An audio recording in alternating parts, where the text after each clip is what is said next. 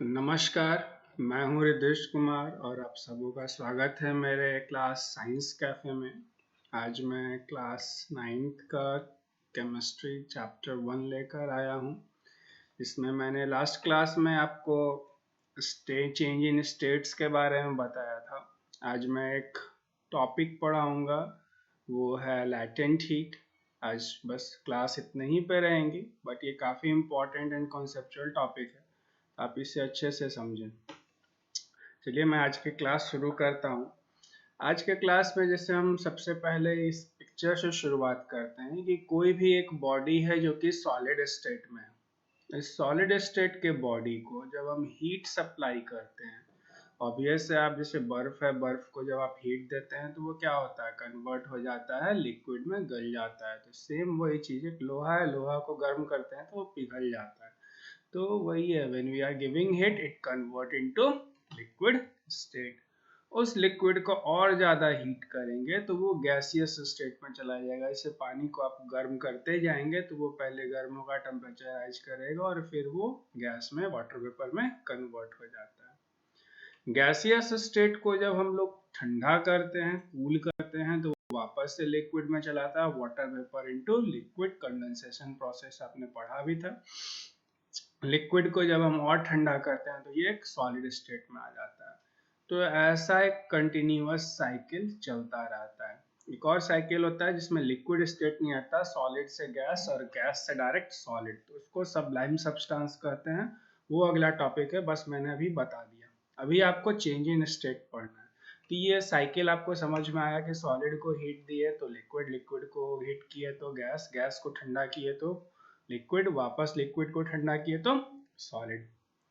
सो एक ये ट्रायंगल बनकर आया, जैसे सॉलिड है, सॉलिड से गैस या गैस से सॉलिड, सब्लिमेशन इस प्रोसेस का नाम दिया गया। गैस से लिक्विड में जा रहा है तो कॉन्डेंसेशन हो रहा है, जबकि लिक्विड से गैस में जा रहा है, ये देख रहे हैं ना लाइन, लिक्विड से गैस में जा रहा है तो इट इज वेपोराइजेशन। वैसे ही सॉलिड से अगर आपका लिक्विड में जा रहा है तो इट इज मेल्टिंग, लिक्विड से सॉलिड में जा रहा है अगेन इट इज फ्रीजिंग। तो ये एक साइकिल है, ट्रायंगल है, आप उस गोल साइकिल से समझें या इस ट्रायंगल से समझें। आपको इन प्रोसेसेस का नाम याद रखना है कि लिक्विड से सॉलिड को फ्रीजिंग कहेंगे, सॉलिड से लिक्विड को मेल्टिंग कहेंगे, लिक्विड से गैस को वेपोराइजेशन कहेंगे, गैस से लिक्विड को कंडेंसेशन कहेंगे, सॉलिड से गैस को सब्लिमेशन कहेंगे, या गैस से सॉलिड को भी सब्लिमेशन कहेंगे। कई जगह पे इसे डिपोजिशन भी कहा जाता है, बट बेटर हो सब्लिमेशन हम लोग पढ़ें। सो आज की जो टॉपिक है लैटेंट हीट। लैटेंट हीट को आप अलग अलग तरीके से, अलग अलग बुक डिफाइन करते हैं। सो मैं लगभग हर डेफिनेशन को इस 3-4 स्लाइड में इंक्लूड किया हूँ। आपको जो समझ में आए उसे आप समझें। ये एक नया टर्म है जो आपने पहले नहीं पढ़ा था। लैटेंट एक वर्ड है जिसका मतलब को होता है हिडन, छुपा हुआ, मतलब है, there is something but it is not visible. जैसे ये नहीं है कि वो नहीं है, एब्सेंट मैं नहीं कह रहा हूँ, है लेकिन हिडन है, छुपा हुआ है, तो वही है latent heat means hidden heat. इसका एक सेंस आता है, ये जो वर्ड है लैटेंट, वहां से ये या ग्रीक है, I am not sure, but it means कि it is hidden. Latent means hidden heat, मतलब वो हीट जो छुपा हुआ है। छुपा हुआ करने का मतलब the heat which is not detected by the thermometer for time being, वैसा हीट जो थर्मोमीटर के द्वारा कुछ देर तक डिटेक्ट नहीं हो सकता है, उसको हम लोग लैटेंट हीट कहते हैं। सो दूसरा डेफिनेशन है the heat energy which was supplied to change the state of a substance. वह एनर्जी जो किसी सब्सटेंस की स्टेट को बदलता है। यहाँ सिविक्स का स्टेट मत समझ लीजिएगा कि एक राज्य से दूसरे राज्य पे, या फिजिक्स का स्टेट भी नहीं, रेस्ट या मोशन। यहाँ स्टेट का मतलब हुआ सॉलिड, लिक्विड एंड गैस। सो वह एनर्जी जो किसी सब्सटेंस को दिया जाता है उसकी स्टेट को बदलने के लिए, उसको हम लोग क्या कहेंगे, लैटेंट हीट।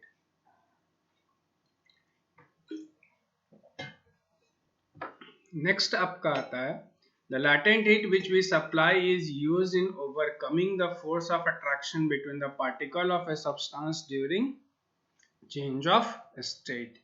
ये भी एक बुक का ही डेफिनेशन है कि लैटेंट हीट वह हीट होता है जिसको कि हम लोग सप्लाई करते हैं उस पार्टिकल्स के फोर्स ऑफ अट्रैक्शन। पार्टिकल्स के फोर्स ऑफ अट्रैक्शन मतलब सॉलिड है तो सॉलिड के पार्टिकल्स का फोर्स ऑफ अट्रैक्शन होगा ना, उस अट्रैक्शन को ओवरकम करने के लिए, उसको पार पाने के लिए अगर हम उसको ओवरकम करते हैं तो सॉलिड से वो क्या हो जाएगा, लिक्विड में, मतलब स्टेट बदल गया।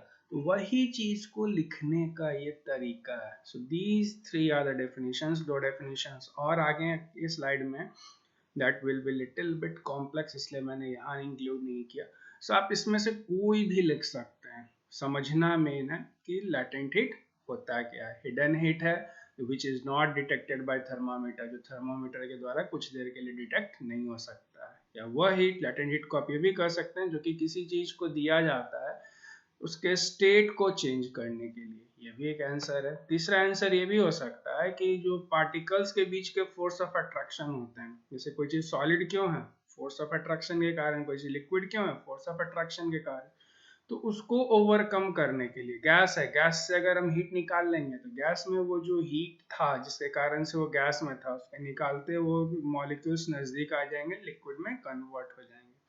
तो वही हो गया आपका लैटेंट हीट। तो लैटेंट हीट को बेसिकली दो चीज में बांटा गया है, latent heat of fusion and latent heat of vaporisation. अब ये क्या होते हैं इसे हम अगले स्लाइड में देखते हैं। सो ये लैटेंट हीट का एक और डेफिनेशन है, the amount of heat absorbed और release during phase change process. अवस्था को बदलने के लिए, चेंज इन स्टेट, उसी को लिखने का तरीका है कि कितना हीट एब्जॉर्ब हुआ या रिलीज हुआ। जैसे सॉलिड से लिक्विड होगा तो हीट एब्जॉर्ब करेगा, जबकि लिक्विड से सॉलिड होगा तो हीट रिलीज करेगा। सेम प्रोसेस है, सॉलिड से लिक्विड, लिक्विड से गैस में अगर जाता है तो हीट एब्जॉर्ब करके जाएगा, वाइल गैस से लिक्विड, लिक्विड से सॉलिड में आएगा तो एनर्जी रिलीज करेगा। सो ये वही चीज दिया हुआ, तो कितना एनर्जी रिलीज हुआ या एब्जॉर्ब हुआ उससे हम लोग लैटेंट हीट कर सकते हैं। दो पार्ट्स जो हमने पढ़े थे फ्यूजन, तो यही उसका डेफिनेशन है, the amount of heat energy absorb during melting. कितना हीट एनर्जी एब्जॉर्ब किया गया है किसी भी चीज को पिघलाने के लिए, मेल्ट करने के लिए, सॉलिड से लिक्विड में कन्वर्ट करने के लिए, इस चीज को हम लोग फ्यूजन कहते हैं। यहाँ से आप देखिए एक वर्ड से समझ में आया, फ्यूजन में क्या हो रहा है, सॉलिड से लिक्विड में आ रहा है। ये एक की वर्ड है, याद रखिएगा। हालांकि अगला वाला ज्यादा इजी है, एक याद रखिए तो दूसरा याद रहता ही है। लिक्विड यहाँ पे क्या हो रहा है, सॉलिड से लिक्विड में हो रहा है। It is equivalent to amount of energy release during freezing. ये उतना ही एनर्जी बराबर रहता है जितना कि फ्रीजिंग करने के लिए अमाउंट ऑफ एनर्जी रिलीज हुआ है। आप इसे देखें तो ये समझने में आसान रहेगा। लैटेंट हीट ऑफ वेपोराइजेशन, आपको वेपर वर्ड पहले से मालूम है, बहुत दिन से पढ़ते आ रहे हैं, बहुत काफी दिन हो गया आप लोग को इस चीज को पढ़ रहे हैं कि वेपर मतलब होता है कि कोई भी चीज गैसियस स्टेट में हो। गैसियस स्टेट में मतलब कोई भी चीज लिक्विड से गैस में कन्वर्ट हो रहा है। वेपर तभी ना आएगा जब लिक्विड से गैस में जाएगा। तो ये दे रहा है the amount of energy absorb during vaporisation. Vapour word से आपको याद क्या रहेगा, लिक्विड टू गैस। तो फ्यूजन दूसरा वाला दो चीज ही है, एक याद रख लीजिए, दूसरा क्या होगा, सॉलिड से लिक्विड, यही मैं कह रहा था अभी। So amount of energy absorbed during vaporization and is equivalent to the energy released during condensation। ये उतना ही के बराबर रहता है जितना एनर्जी कंडेंसेशन के द्वारा रिलीज किया जाता है। अब जैसे एक एग्जांपल लेकर बताया है कि ये एक डेटा है जो कि नेट पे साइंटिस्ट लोगों ने रिसर्च करके डाला है, जहाँ से मैंने ये आपको अवेलेबल कराया कि 1 atm प्रेशर पे, 1 एटमॉस्फेरिक टेम्परेचर एंड प्रेशर पे latent heat of water is, जो पानी का लैटेंट हीट है वो 303.7 किलो जूल है, and latent heat of vaporisation is 2256 kilo joule. कहने का मतलब है कि जब टेम्परेचर एंड प्रेशर 1 atm रहे तो latent heat of fusion, fusion मतलब सॉलिड से लिक्विड, मतलब बर्फ से पानी बनाने में हमें 333.7 किलो जूल एनर्जी प्रति केजी देना पड़ेगा। मतलब 1 केजी बर्फ को 1 केजी पानी में कन्वर्ट करने के लिए हमें 333 जूल देना पड़ेगा, 333.7।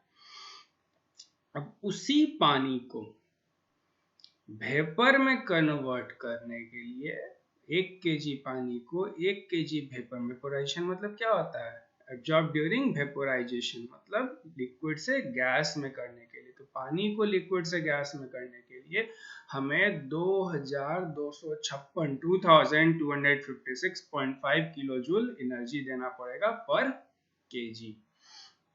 ये अलग अलग सब्सटेंस के लिए अलग अलग होता है।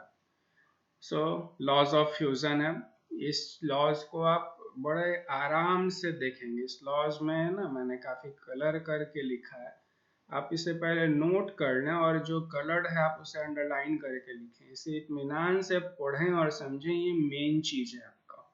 इसी पे आपको अगला जो है इसका ग्राफ भी है। Every substance change its state from solid to liquid. हर सब्सटेंस, सब्लाइम की बात नहीं हो रही, सब्लाइम सब्सटेंस को छोड़ के वो स्पेशल केस है जो इस लैटेंट हीट के बाद पढ़नी है। सो सब्लाइम को छोड़ के हर सब्सटेंस जो है वो सॉलिड से लिक्विड पे चेंज करता है एक पर्टिकुलर टेम्परेचर पे, और उसका नॉर्मल प्रेशर रहता है, under normal pressure called as melting point. Normal pressure करने का मतलब हुआ एटमॉस्फेरिक प्रेशर। हमने प्रेशर में कोई चेंज नहीं लाया है, क्योंकि प्रेशर में चेंज लाएंगे, हमने पिछले क्लास में यहाँ पे बताया था, तो उसका melting point and boiling point change हो सकता है। तो नॉर्मल टेम्परेचर एंड प्रेशर करने का मतलब है कि एटमॉस्फेरिक प्रेशर पे यदि हम किसी भी सब्सटेंस को सॉलिड से लिक्विड में चेंज करते हैं तो उसका एक पर्टिकुलर पॉइंट रहता है, वो किसी भी टेम्परेचर पे चेंज नहीं कर जाता है। As long as the change of state takes place, there is no change in temperature। यही मेन चीज है। सपोज आप बर्फ को पिघला रहे हैं, तो बर्फ मान लीजिए -10 डिग्री पे था और आपने उसे हीट देना शुरू किया, तो वो -10 से -9 आएगा, -8 आएगा, -7, -6, -5, -4, -3, -2, -1, 0। यहाँ तक तो आपका थर्मामीटर बड़ा आराम से रीडिंग दिखा रहा है। अब उसके बाद से आप हीट अभी भी दे रहे हैं, बट वो थर्मामीटर अब 0 से 1 पे नहीं जा रहा है। हीट आप दे रहे हैं, पहले सपोज -10 से -9 आने में 1 मिनट लगा, एंड ये बराबर बराबर समय लग रहा है फॉर टाइमिंग मान लेते हैं। ऐसा होता नहीं है, बट मान लेते हैं कि -9 से -7 आने में, -8 आने में आपको फिर 1 मिनट लगा, 8 से -7, -8 से -7 आने में फिर 1 मिनट लगा। इस तरह से 10 मिनट लगे आपको 10 से 0 पे आने में। अब 1 मिनट बीतेगा, मतलब हर 1 मिनट पे 1 डिग्री टेम्परेचर बढ़ रहा है। तो अब 11वां मिनट पे टेम्परेचर क्या दिखाना चाहिए, 1 डिग्री। 12वें मिनट पे 2, 3, 4, ऐसे ही ना चलेगा। बट हम पाएंगे व्हाट वी सी कि 0 अचीव करने के बाद से we keep on supplying the temperature. हम टेम्परेचर देते जा रहे हैं for 2 minute, 3 minute, 4 minute, 5 minute, but वो थर्मामीटर जो है वो 0 के 0 पे इट इज नॉट इंक्रीजिंग। मतलब हमारा जो हीट है वो कहाँ जा रहा है, तो ये वही लैटेंट हीट है, वही छुपा हुआ हीट है जो कि थर्मामीटर अब उसे रीड नहीं कर रहा है, और ये हीट यूटिलाइज हो रहा है सॉलिड को लिक्विड में चेंज करने के लिए, कि water melts at 0 degree centigrade. ये एग्जांपल वाटर से समझने के लिए है। ये हर एलिमेंट के साथ होता है, ऐसा नहीं कि सिर्फ पानी के साथ ही। आप लोहे को भी पिघलाएंगे तो उसमें भी यही चीज आएगा, आप कॉपर को भी पिघलाएंगे उसमें भी यही चीज आएगा।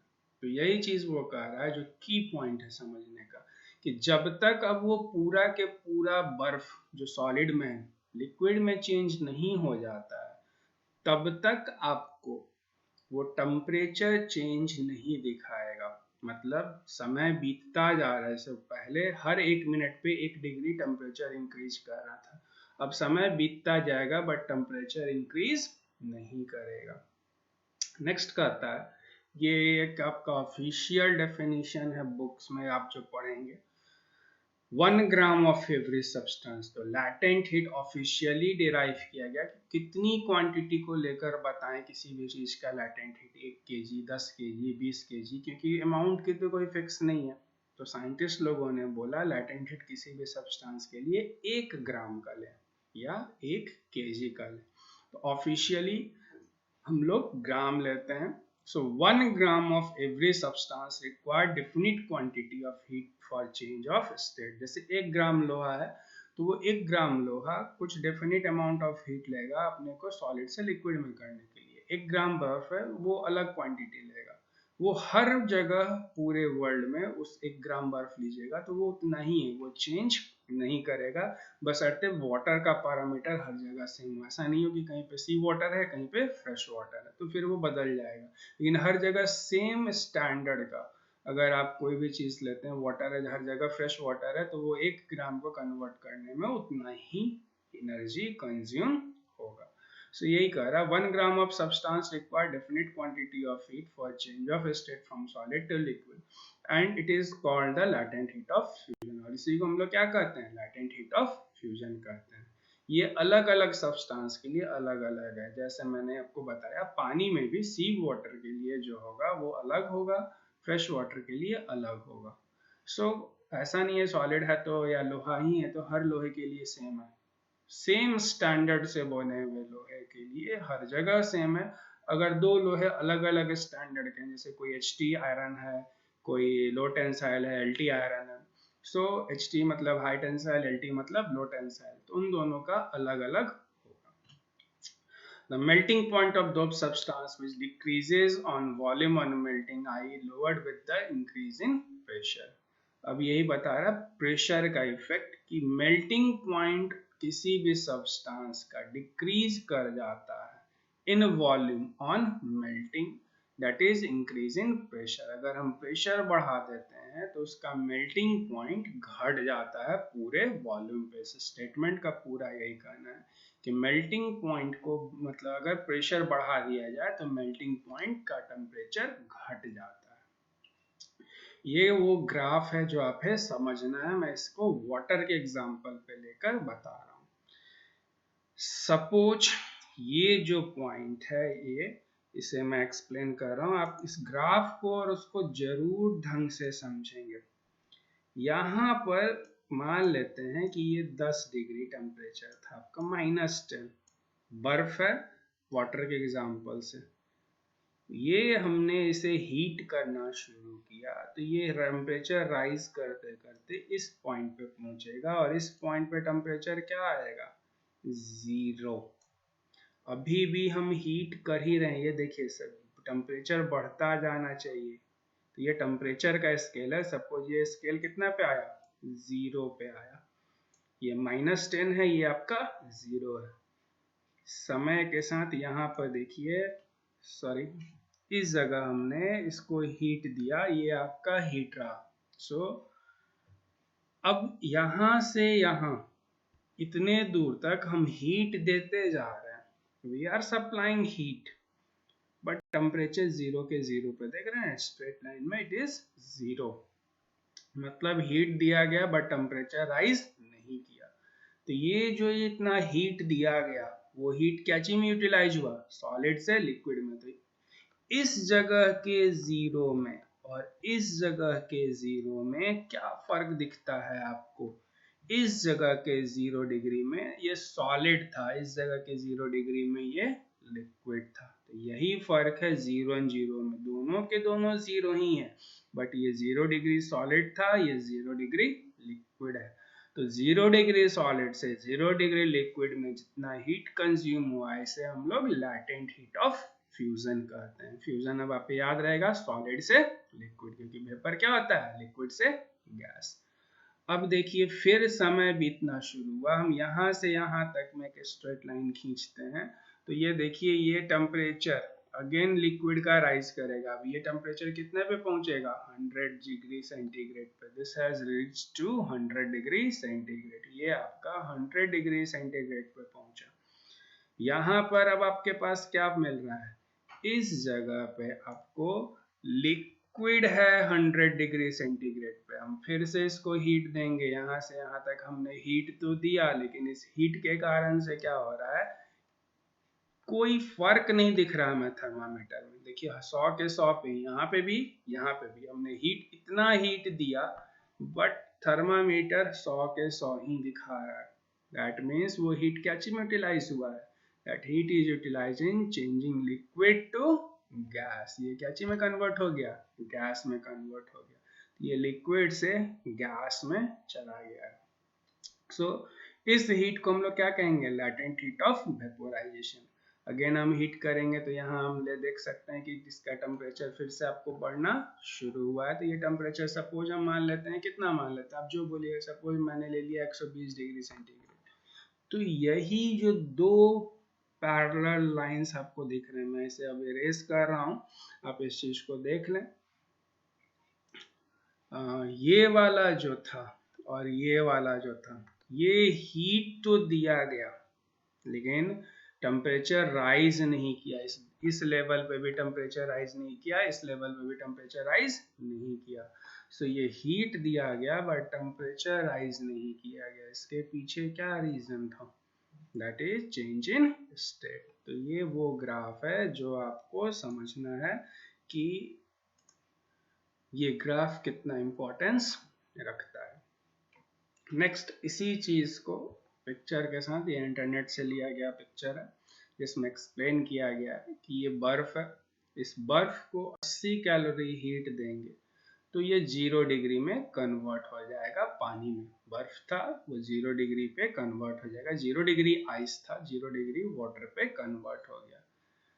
इस 0 डिग्री को हम 100 कैलोरी हीट और देंगे, 100 कैलोरी एनर्जी और देते हैं, तो ये 0 से कितने पे पहुंच जाएगा, 100 डिग्री सेंटीग्रेड पे। मतलब ये भाप जो है ये कन्वर्ट होके चला आया 100 डिग्री सेंटीग्रेड पे।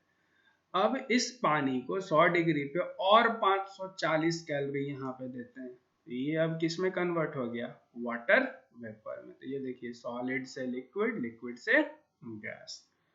अब इस वाटर वेपर से रिवर्स प्रोसेस चलते हैं। हमने इसे ठंडा किया, जो मैंने फर्स्ट साइकिल बताया था ना, ये हीट दिया, लिक्विड, हीट दिया, गैस। अब इसको गैस को कंडेंस कर रहे हैं, मतलब इसने वाटर से गैस कन्वर्ट होने में कितना लिया था, 540। तो यदि हम इससे 540 हटा देते हैं तो ये वापस से 100 डिग्री सेंटीग्रेड वाटर में कन्वर्ट हो जाएगा। यहाँ देखिए हमने इसे कितना दिया था, 100 कैलोरी दिया था। सो अगर हम इससे फिर से 100 कैलोरी रिमूव कर देते हैं तो ये जो 100 डिग्री पे पानी था वो 0 डिग्री पे चला आएगा। यहाँ हमने इसे कितना दिया था, 80 कैलोरी। तो इस पानी से 80 कैलोरी हीट और कम कर देते हैं तो ये वापस से सॉलिड में कन्वर्ट हो जाएगा। So everything is a data जो कि आपको पिक्टोरियल फॉर्म में एक रिप्रेजेंटेशन है। आप पिक्चर को देखें फिर समझें। ये जो स्लाइड है ये काफी इंपॉर्टेंट है, आप इस पे पहले नोट कर लेंगे फिर इसे समझेंगे। समझने वाला टॉपिक आपका यहीं पे लास्ट कर रहा है, आगे के जो 2 स्लाइड्स हैं वो बस रीडिंग मारने के लिए, नोट्स के लिए है। वाटर, हमने यहाँ पे 4 चीज लिया है। वाटर, पानी 0 डिग्री पे, सॉरी आइस है मतलब बर्फ 0 डिग्री पे, वाटर एट 100 डिग्री सेंटीग्रेड और स्टीम एट 100 डिग्री सेंटीग्रेड। अब एनर्जी की बात, कूलिंग कैपेसिटी की बात एंड हीटिंग कैपेसिटी की बात। यहाँ पर हम देख रहे हैं वाटर। तो वाटर जो है, वाटर के पास आइस से ज्यादा एनर्जी है 0 डिग्री सेंटीग्रेड पे। 0 डिग्री सेंटीग्रेड पे कूलिंग कैपेसिटी होगी, हीटिंग कैपेसिटी तो होगी नहीं। I am making it clear कि वाटर के पास एनर्जी ज्यादा है। कैसे, इसका आंसर आप पहले मुझे बताएंगे क्योंकि एक बट ट्रिकी चीज है। सो आई वॉन्ट योर, चूंकि ये अगर क्लास रहता रेगुलर तो मैं इसका आंसर आपसे ही पूछता।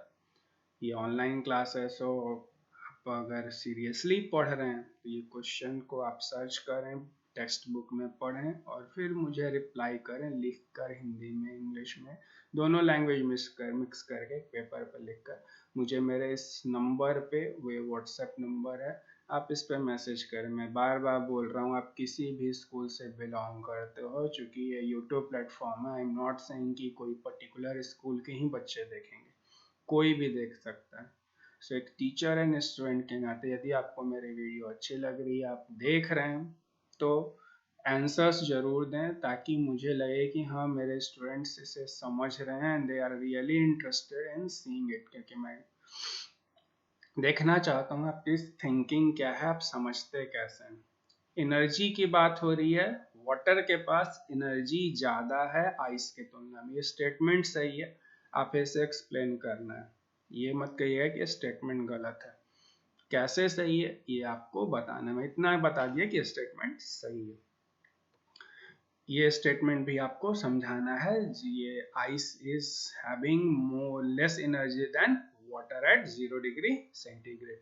ये दो स्टेटमेंट आपका होमवर्क है। कैसे ये हम आपको अगले क्लास में या आप आंसर्स पूछेंगे उस समय देख कर ही मैं आंसर आपको ग्रुप में बता दूंगा। इस नंबर पर मेरा एक व्हाट्सएप नंबर है जिस पे आप आंसर मैसेज कर सकते हैं। चलिए, कूलिंग कैपेसिटी की बात हो रही है, तो 0 डिग्री सेंटीग्रेड पे जो आइस है वो ज़्यादा ठंडा करेगा। क्यों? क्योंकि वहाँ पर आइस में हिडन ठंडक मौजूद है, हिडन कूलनेस। कूलनेस ऐसा होता नहीं, हिडन हीट होना चाहिए, लेकिन मैंने समझाने के लिए कूलनेस लिखा है, क्योंकि अक्सर हीट मतलब हम लोग समझते हैं गर्मी, तो ऐसा नहीं है।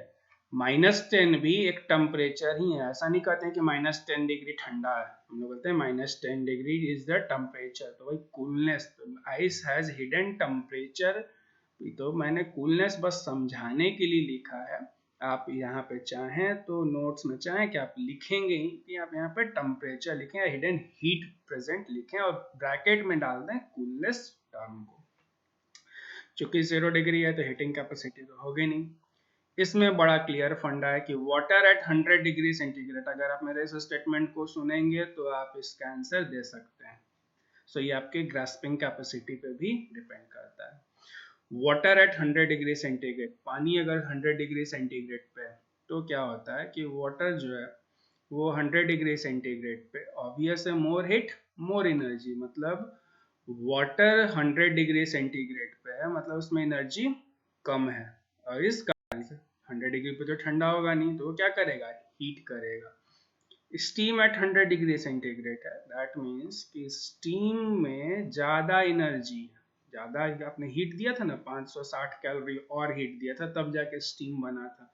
तो ये वही कह रहा है कि ये जो स्टीम बना है वो और एनर्जी लेके बना है, मीन्स उसके पास एनर्जी ज़्यादा है, तो वो हीट क्या करेगा, वो ज़्यादा गर्म करने की कैपेसिटी रखता है। इन शॉर्ट मैं यह कहना चाह रहा हूँ, इस पूरे टेबल का एक्सप्लेनेशन है कि वाटर जो है उसके पास एनर्जी ज़्यादा है बर्फ के तुलना में, बट उसकी कूलिंग कैपेसिटी कम है 0 डिग्री आइस के तुलना में। दोनों 0 डिग्री पे हैं बट वाटर की कूलिंग कैपेसिटी कम है, आइस की कूलिंग कैपेसिटी ज़्यादा है, बट वाटर का एनर्जी ज़्यादा है एंड आइस का एनर्जी कम है।